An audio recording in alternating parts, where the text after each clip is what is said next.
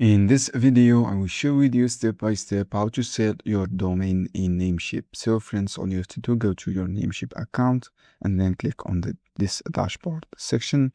And then from this dashboard section, you'll find your digital domain here on this section. In this case, guys, you can see here, click on domain list. When you go to this dashboard, click on domain list.